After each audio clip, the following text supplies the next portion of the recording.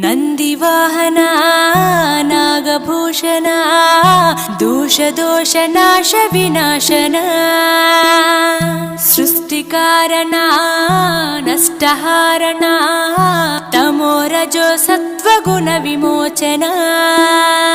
మాఘమాసమున కృష్ణపక్షమున చతుర్దశి నడి జామురాతిరిన మహాలింగమే ఉద్భవించెనట బ్రహ్మ విష్ణువుల అహం అనిగెనట సృష్టికి మూలం నీవని తెలిసి సాగిలబడి నీ మహిమకు మొక్కే అదే మహాశివరాత్రి వెలిసినట అరే ఓ జంగమా విభూది లింగమా పక్కన పార్వతమ్మ తలపై గంగ